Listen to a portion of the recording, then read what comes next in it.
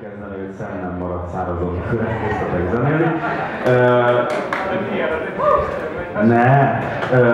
Csúnya dolgot mondanak jobbról, de nem hagyom magam. Szóval egyébként az volt a jó, hogy én azt hittem először le, hogy szép tiszta hangzás, ettől, hogy ugye, hát gyakorlatilag ugye egy melodikus hangszer, egy ritmus hangszer és egy ének, ami egyébként nem garantálja, hogy szép tiszta hangzás legyen, tehát hallottam már ilyen felállású zenekarok, azt mostosul elvérezni az első másodpercben. Alapvetően mindenki tisztán szépen tette a dolgát, és volt egy szép tiszta énekhang, ami az egészet megkoronázta, hogy úgy mondjam, egy pici kifejező készséget én még belevinnék nagyon szívesen, ami szerintem mondjuk pont annak a hiányát látom, hogy ezt mondjuk nem tudom melyik hónapja vagy évek kezdtétek együtt csinálni, viszont abban ne hagyjátok, mert akkor utánatok megyek és összeraklak titeket megint. Nem tudom nem észrevenni, hogy két tag a zenekarból igencsak hasonlít egymásra, és ebben a halmatlan nincs benne az énekes, de azt mondom, hogy fogadjátok testvéreteknek a fiatal embert, és költözzetek egymáshoz, vagy mit tenni, alakítsatok kommunát, vagy valami, zenéljetek sokat, mert ez tök jó lesz. Azért, hogy nem durvább lehetőségeket nem mondok, mert az a mai törvényi keretek között nem megengedett, viszont egy picit nekem hiányzott még egy hangszer, ami vagy egy akusztikus basszus, vagy még egy gitár van, akkor legyen.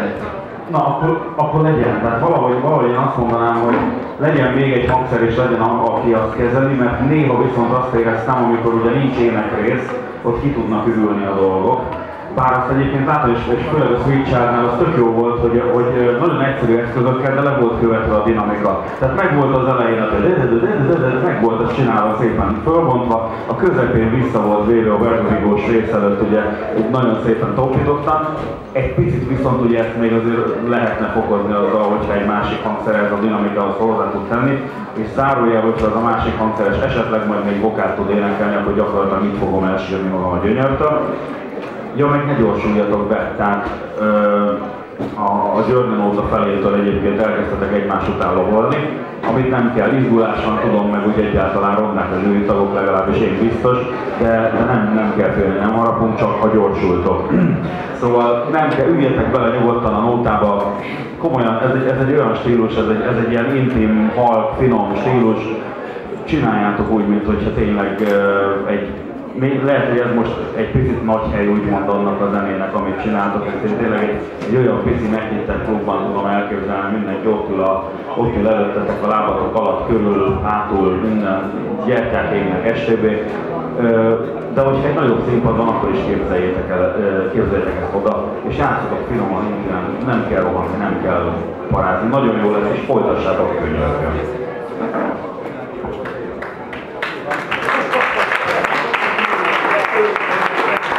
Én szinte mindig mindenben egyetértek Bézével, de most egy pontban nem.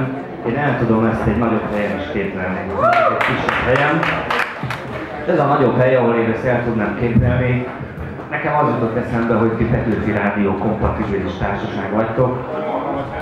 Az egy nagyon nagy hely, az egész országban lesz. Igen, szóval én azt gondolom, hogy amikhez ti hozzájárultatok, ezek a több száz éves felvételek, a Journey és a Guns N' Roses együttes, ezeknek a múlt századi dolgait, ti nagyon frissen és nagyon modernen dolgoztátok át. Én azt is el tudom képzelni, hogy ti egyébként nem ilyen zenéket hallgattok, és ha nem csak ilyeneket hallgatok, annál jobb. Szerintem a ti eszközeitek szupermodernek, iszonyú fazonok vagytok, tehát ez fantasztikus. Tényleg nagyon ritka kombináció, tehát nem tudom, a Petőfi TV is levő lehet erre, hogy hadd lássák, hogy milyen ügyesek vagytok. Nagyon jól néztek ki a színpadon. Azt gondolom, hogy valószínűleg még van valami rutin hiányotok külön-külön, együtt meg ugye hallottuk, hogy pláne, ezért nem lehetünk veletek nagyon szigorúak. Én azt gondolom, hogy amit ti csináltok a stílusban, meg érzetben, az nagyon modern és nagyon ígéretes. És hogy popot csinálni ezekből a rockdalokból, méghozzá így minimális, modern, akusztikus eszközökkel, ez nagyon szimpatikus. Úgyhogy csak itt tovább. Fölfelé megy ez a dolog. Köszönöm.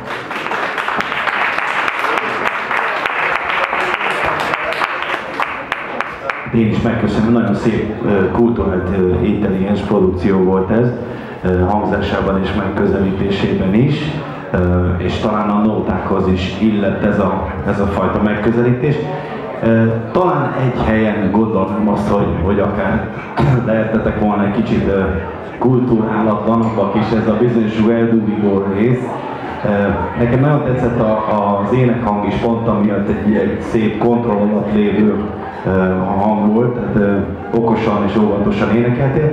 Ebben a részben lehetett volna egy kicsit vadulni, és akár a Cahont is kicsit szép csapkodni annál a résznél, de hát ez lehet, hogy csak a rockerségem mondatja velem.